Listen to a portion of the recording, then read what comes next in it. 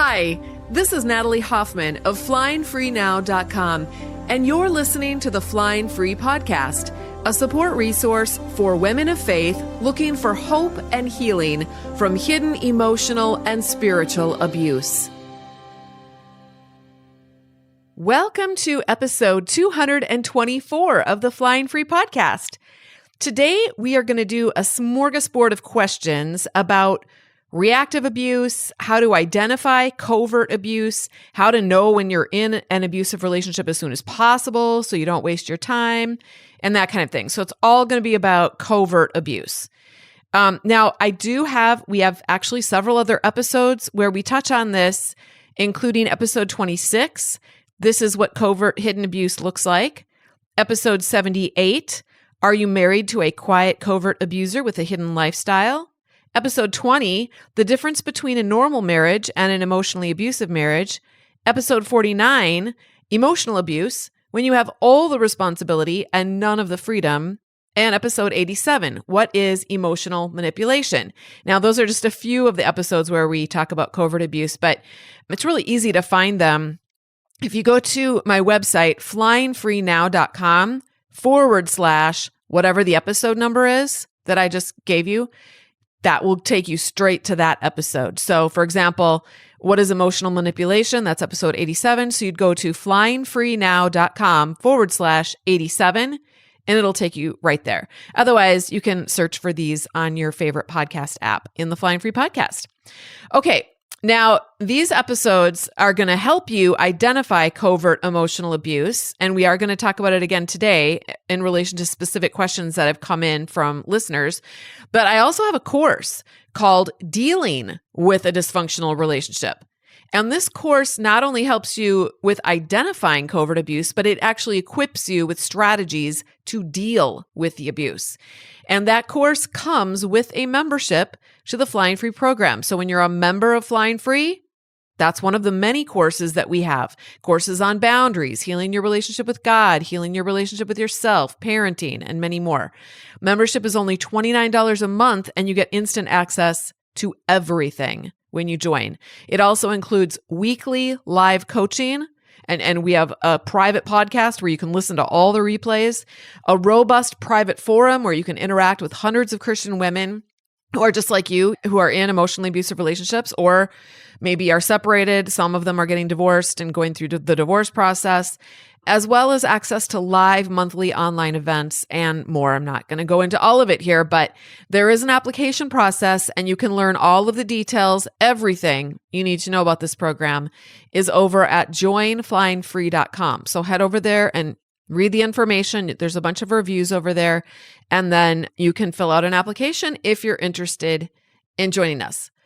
Okay, we're going to start with I'll just play it and you can decide for yourself what it is. Hi, Natalie. I'm hoping you would touch on the topic of reactive abuse. So we actually did. And I meant to actually put that question in front of the episode that we just recently did on reactive abuse, which is episode 214.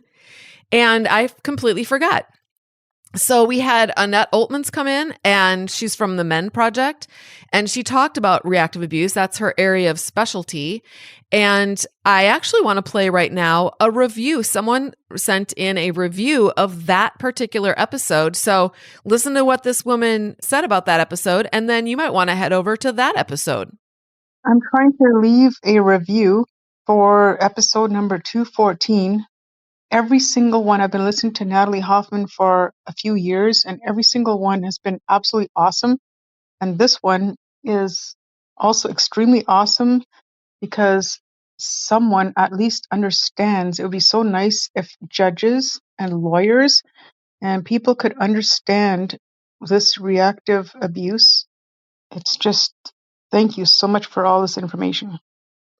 So thanks for sending that review in. I agree. That episode is amazing, and I really appreciate it. Annette's perspective on this. I'm actually going to read a quote directly from that episode here, just to kind of wet your whistle a little bit, and then you can head over there and listen to that if this sounds like something that you have experienced or that you're familiar with.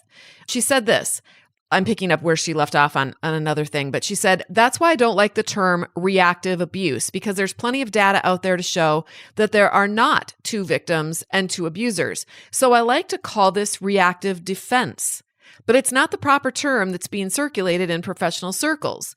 And in fact, in professional circles, most of them don't even know about the term reactive abuse, so they are still viewing the couple as two abusers and two victims. Reactive abuse is, I just want to emphasize that it's an involuntary reaction of self-defense that the victim in an abusive relationship displays stemming from their trauma. And I'm sure so many of your listeners have been in these, what I call prolonged states of stressful confusion, or what are known as trauma states, because they haven't been able to yet identify that what they are experiencing is in fact abuse, and they aren't yet ready or understanding that they are a victim of abuse. So I highly recommend that episode. Everything that you need to know about reactive abuse is going to be in that episode 214. And again, if you go to flyingfreenow.com/214, you'll be able to listen to that episode. All right.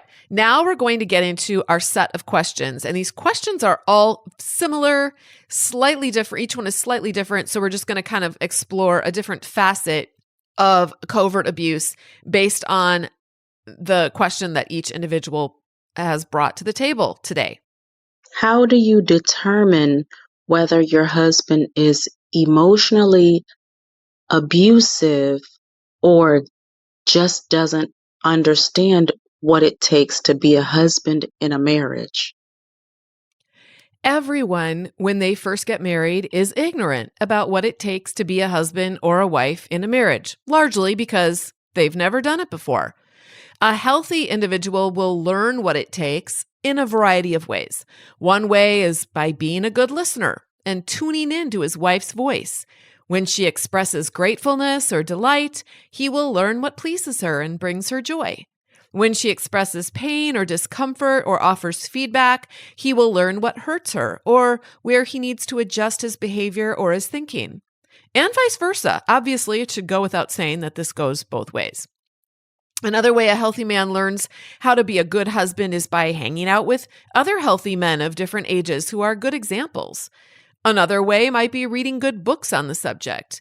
If he's struggling with something due to past trauma, a healthy man will go to therapy to unravel that trauma so that it doesn't end up harming him and his intimate relationships in the long run.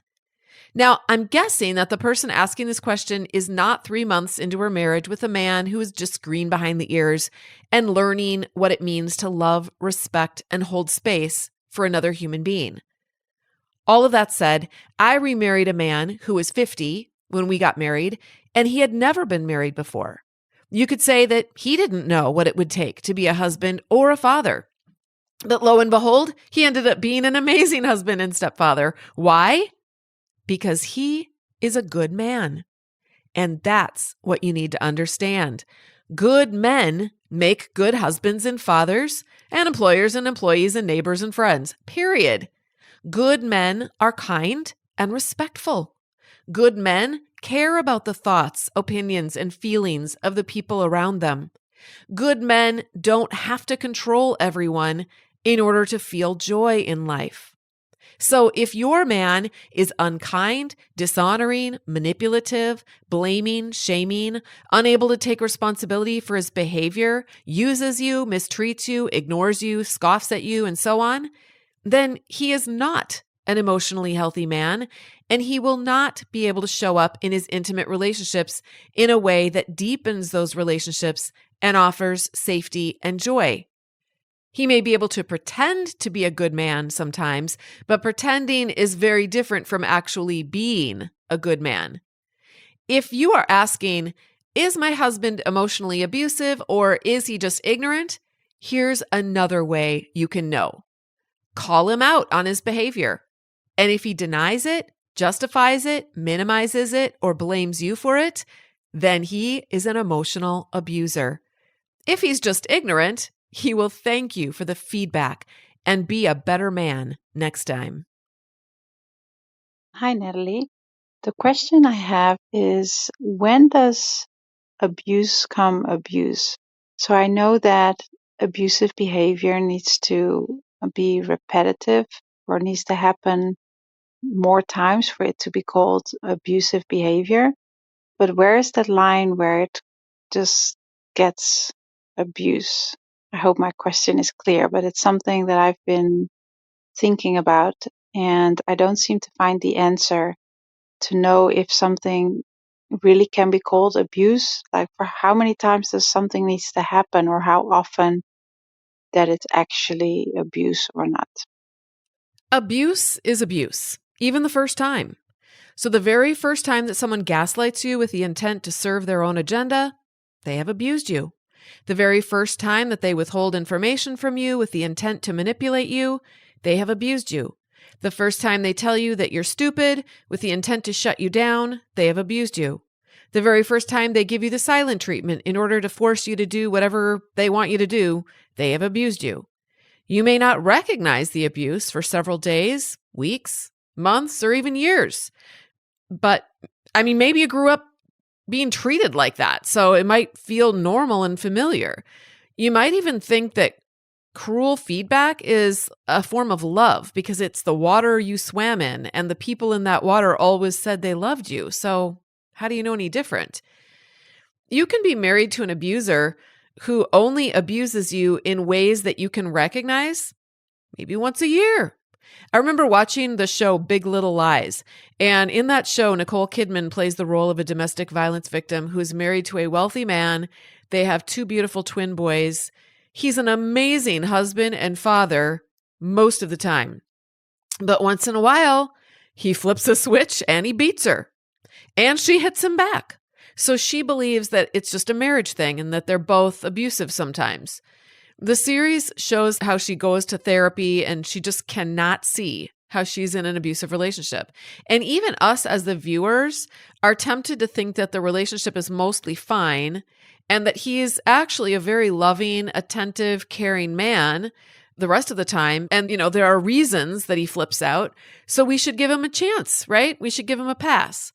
But the fact is abuse, and nobody should treat another person that way, ever. Not even once. So I realize that show obviously depicts physical violence, and we are dealing with psychological violence here, but nevertheless, it is violence against the personhood of another human being. Now, my husband, Tom, my second husband, has done what you might see in any relationship.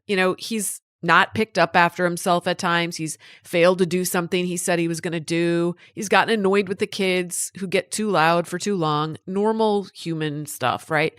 But even so, he's also, without me even having to give him any feedback or tell him, sometimes I do, but most of the time I don't have to say anything. He'll just come to me and go, "Hey, I'm sorry. I said I was going to do such and such. I failed to do it. I'm going to make sure I get that done before the end of the week." Or like if I have to give him feedback about something, he might say, "You're right. I haven't been cleaning up the dog food spills every time. I'm going to work on that." Now, my ex's response in the similar situations was always some version of, "I said I was going to do it, didn't I? Why do you have to nag me about everything? No matter what I do, it's never enough." Or, "You do the same thing, so why are you harping on me again?" Do you see the difference? I see women asking these kinds of questions because they're looking for the loophole that will make their reality untrue.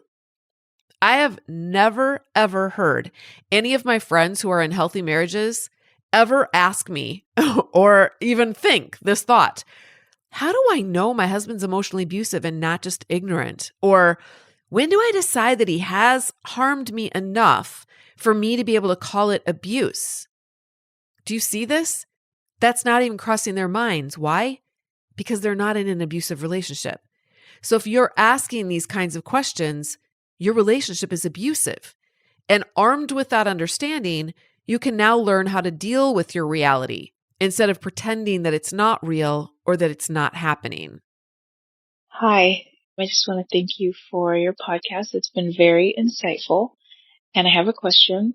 I have been married 15 years, and the first 5 years were really bad, but the last 10 years have not been as bad. So, and especially the last few years since I've been doing healing work, I've noticed a big difference in him, or a difference in him. So I guess my question is, he's not doing the things he used to do, like the first 5 years, where, I'm not being controlled, I'm not being kept from my family, I'm not being blatantly told, things like my happiness doesn't matter. Stuff like that, that's very bold and in your face. It doesn't really happen. And I'm not being controlled or anything like that. Now it's more just like, I guess you could say covert, like it's more subtle. So like manipulation, demeaning, berating, degrading, and blame shifting, and the inability to take ownership or apologize or accountability for anything, and the manipulation, like twisting things like everything's my fault. Those are the kinds of things I'm dealing with now, but they're not, like I said, it's not as bad as it was before. So I don't know if is that even still considered abuse? It feels like something I should be patient with, because he's now telling me like he needs me to keep pointing it out to him, and he's willing to change because I have seen change in him before. So yeah. Yes. The kind of abuse that he is doing to you is known as covert abuse. This is what I lived with for 25 years, so I'm very familiar with it. And that is what this podcast is all about. I recommend my book that I wrote. It's called Is It Me? Making Sense of Your Confusing Marriage, A Christian Woman's Guide to Hidden Emotional and Spiritual Abuse. You can get that book on Amazon. You can get it's sold in paperback or Kindle or Audible format.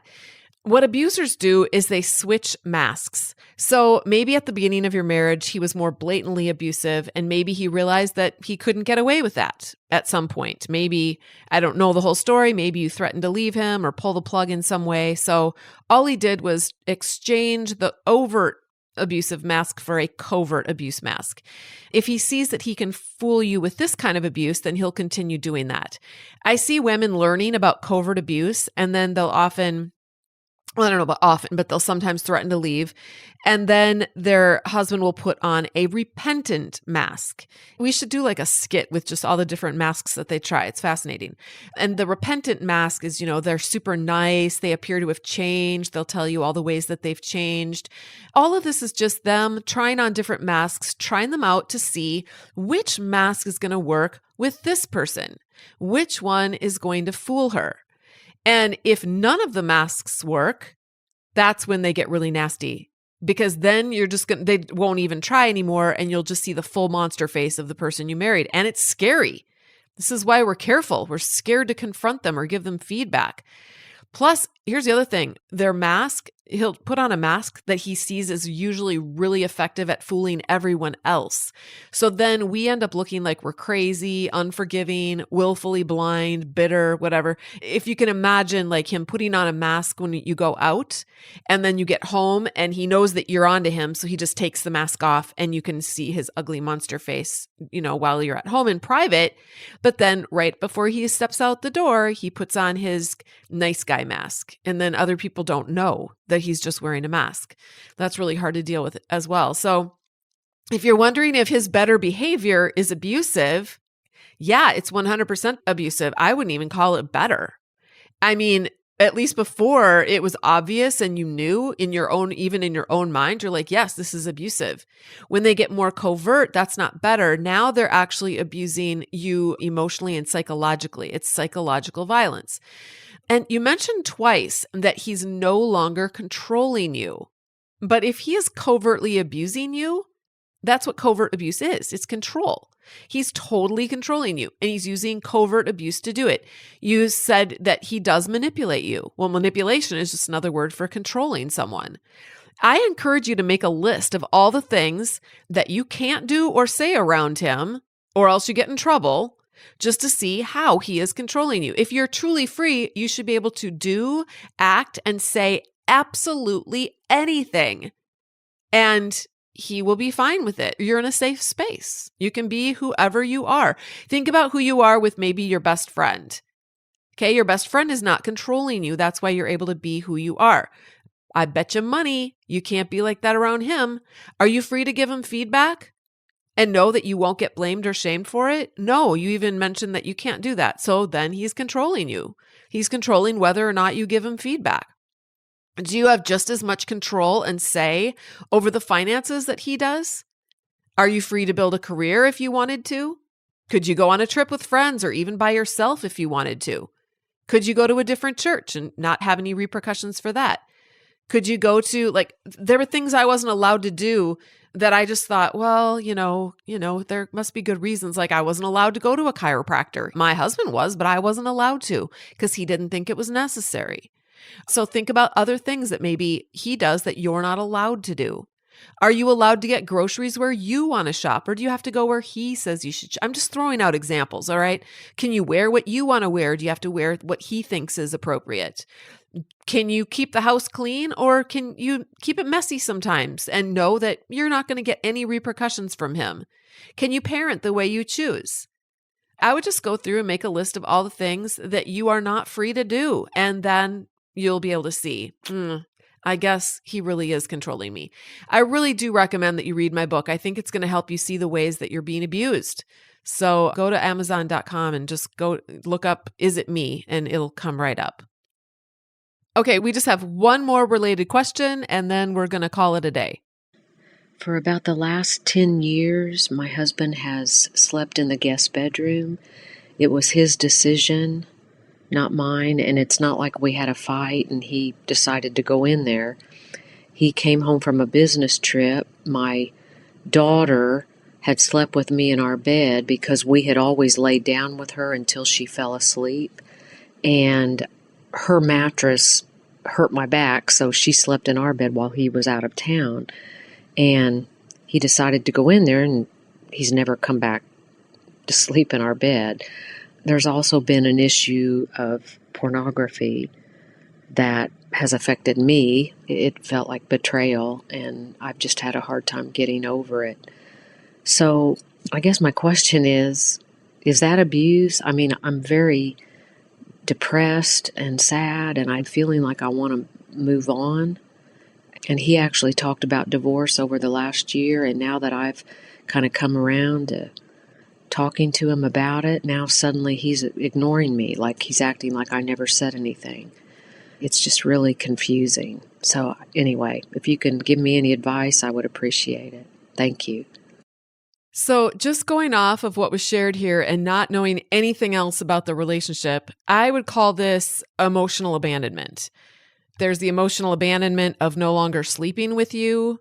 And by the way, I don't want anyone to confuse this with what victims will often do in setting boundaries of protection for themselves when they're married to someone who's raping them or abusing them in other ways, and the victim has decided that they are no longer safe to offer themselves sexually to their abuser. That's a very different situation as far as not sharing the marriage bed. So don't think, oh no, I set this boundary and now that means I'm emotionally abandoning my husband. No, that's not the same thing. But in this case, the husband has emotionally abandoned his wife, and then he's also turned to porn, which is emotional and sexual betrayal. And then he's talking about divorce without following through. That's very threatening and frightening. All of this is abusive, I believe. Sometimes we can't see it for ourselves. So I will often suggest to a victim that she imagine that her daughter is an adult now, married to the same kind of guy and going through the same things. What would we believe about her situation? About if it was our daughter? Would we say, well, you made your bed, now you got to lie in it? You know, we're often very unloving and unkind to ourselves because we have a low view of ourselves, but we would never think that way about our precious child. And the irony is that we are a precious child too. And we're the only precious child that we must take responsibility for the entire duration of our short stint on earth. But let's just play around with this for a minute and let's just pretend that he's not abusive. All right. There might be people listening to this who would say, no, that's not really abusive. It's not controlling or anything. It's just negligent. And that's not the same thing as abuse. Okay, let's go there and say that they're right. Even so, is this a Christian marriage? Is this Christ-like? Is this marriage bringing glory to God? Now, I'm using a lot of spiritual language here for the sake of those who think in these terms and defend Christian marriage. I'm sorry, but you're not really defending Christian marriage at all. when you say that a marriage like the one that is described here is Christian and it should be left intact. This is not a Christian marriage. This is not an example of one. Now, this might be a Christian woman setting a Christ-like example within her marriage, but the marriage itself is not a Christian marriage. Does that make sense? You get to decide, and you don't need anyone's permission to decide this, whether or not this is the kind of marriage you want to be part of. And if any of you out there are thinking, well, now wait just a minute here, she does need God's permission, I will just say that she already has God's permission and even his mandate to take the one life that he has given to her to steward as her responsibility and make her own choices about how to steward it. This is called autonomy and freedom. And he promises never to leave her or forsake her, period. His promises are not conditioned on whether or not she stays in an abusive, negligent, or emotionally destructive marriage. She's depressed and miserable and has been for many years. Is that how we change the world? With masochism? I don't think so. We change the world by first starting with ourselves. And if we're in an environment that is making us sick in our heart and in our head and in our body, then we are not going to be able to live our lives to their fullest potential. And nor will we be able to offer any kind of example of that to others for how to do that. I want to recommend, just before we go, I want to just do a final recommendation to the Flying Free program, because this program is going to help all of these women that ask these questions. And by the way, we do a live Q&A every single month for 2 hours. Basically, I answer questions like this live, and we do that every month. And you can listen to, we have years and years and years worth of every single month live Q&As. You could go back and listen to archives if you wanted to, if you like to binge on that kind of thing. But here's a review that someone recently sent into the Flying Free program. Last night, while I couldn't sleep, I was thinking about the last 15 years of my life in this crappy marriage with a strong desire to leave, but never feeling like that was an option, but always fantasizing about how I could leave. After reflecting on the last 15 years, I realized that I made a couple of attempts to get out, but I ended up right back where I was. Fast forward to today, and I have never felt more empowered and confident and assured of my decision. I have moments of second guessing, but my brain pulls up a lot of evidence. And that is because of this program. I have spent the last year working this program and consuming all of the information and the private podcast and every yummy morsel that you've put out there for us. I cannot thank you enough for creating this space and giving us access to so much information and tools and walking alongside us in the mud of it all. When I first started, I remember you saying, and I've heard you say it many times since, if you do the work in this program, I promise you, you won't be the same in a year. Admittedly, I kind of doubted those words because I was living without hope. But today I can say that you were 100% right. Hey, beautiful butterfly. Thank you so much for listening. If you liked this episode, be sure to subscribe and then consider leaving a rating and review so others can find us. To connect with me and get a free chapter of my book, head over to flyingfreenow.com. And until next time, fly free.